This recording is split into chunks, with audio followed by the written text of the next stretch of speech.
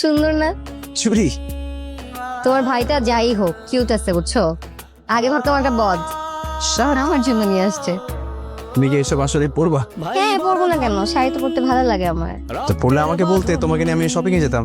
আমার তো মনে হয় না কোনো ব্র্যান্ড শপে হবে।